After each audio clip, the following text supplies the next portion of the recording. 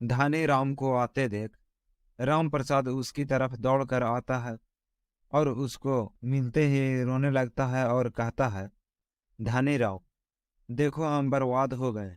किसी ने हम दोनों के ही खेतों से प्याज की चोरी कर ली है। धानी राम झूठ मूठ का अफसोस दिखाने लगता है और कहता है, जिसने भी यह किया है बहुत बुरा किया है। उसने हमारे साल भर की मेहनत पर पानी फेर दिया है और भगवान उसे कभी खुश नहीं रखेगा। एक दो दिन गम में डूबे रहने के बाद राम प्रसाद फिर से अपने खेतों में प्याज की बुवाई कर देता। धानी राम, जो सारा प्याज अपने घर में दबा कर बैठा है, वह प्याज के दाम बाजार में बढ़े उसकी राह देखता है और एक दिन दूसरी सब्जी बाजार में लेकर जाता है ताकि पता कर सके कि बाजार में प्याज के क्या भाव चल रहे हैं। बाजार में कई लोग उसके पास प्याज खरीदने आते हैं क्योंकि लोगों को पता था कि धानी राम ने अपने खेतों में प्याज की बुवाई की थी और इस साल उसके आसपास के कई गांवों में प्याज मिल नहीं रहा था। कई लोगों ने उससे कहा कि 70 रुपये किलो भी प्याज खरीदने के लिए तैयार है, बस तुम कहीं से प्याज लेकर आओ। धानी राम बहुत खुश होकर अपने घर लौटता है और ये सारी बात उसकी बीवी को बताता है। तो उसकी बीवी बोलती है, बहुत अच्छी बात है। चलो तुम यह सारे प्याज अब बाजार में ले जाकर बेच दो। लेकिन धानी राम नहीं मानता। वह अपनी बीवी से कहता है कि अभी इन प्याज को बेचने का सही समय नहीं आया है।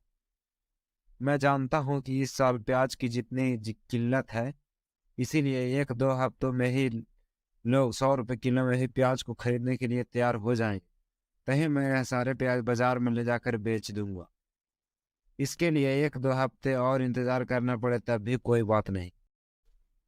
देखते ही देखते 1 महीना बीत जाता है और एक बार फिर धनीराम बाजार में जाकर प्याज की कीमतों का पता करता है। वह खुश हो जाता है क्योंकि इस बार लोग 100 रुपये किलो भी प्याज के लिए देने को तैयार हो जाते हैं। धनीराम जल्दी से अपने घर लौटता है और यह बात अपनी बीवी को बताता है। उसकी बीवी भी खुशी के मारे उछल पड़ती है। दोनों पति पत्नी बड़ी खुशी खुशी उस कमरे को खोलते हैं जिसमें उन्होंने चोरी किया हुआ प्याज रखा था। जैसे ही दरवाजा खुलता है, उस कमरे से भयानक बदबू उन दोनों को महसूस होती है। वे दोनों जल्दी जल्दी प्याज की टोकरियों को खोल कर देखते हैं तो पाते हैं कि उन्होंने छिपा कर रखे हजारों प्याज में से एक भी प्याज अब खाने लायक नहीं बचे थे। सब के सब सड़ चुके थे। दोनों पति पत्नी रोने लगते हैं। दोनों ही जानते थे कि इस साल वह चोरी नहीं भी करते तब भी अच्छा खासा धन कमा सकते थे, लेकिन उनकी लालच और बुरे काम की वजह से उनके पूरी साल की मेहनत भी पानी में चली गई और दोनों यह सोचकर ज़्यादा दुखी होने लगे कि अब बिना पैसों के पूरे साल का गुजारा कैसे हो। दोनों अपने किए पर पछता रहे थे।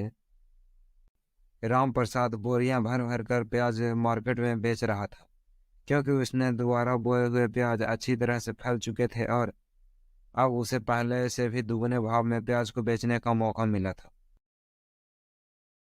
धनीराम और उसकी पत्नी यह देखकर अपनी गलती पर और ज्यादा पछतावा करने लगे। दोनों ने ही अब कसम खाई कि अब आगे से कभी भी लालच नहीं करेंगे और कोई ऐसा काम नहीं करेंगे जिससे दूसरों का या खुद का कोई नुकसान।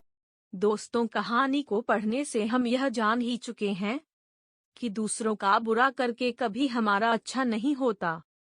जब कोई किसी के लिए गड्ढा खोदता है तो अक्सर वह खुद ही उस गड्ढे में गिर जाया करता है। इसलिए हमें बुराई और लालच जैसी भावनाओं से दूर रहकर हमेशा दूसरों का और अपना भला ही सोचना चाहिए।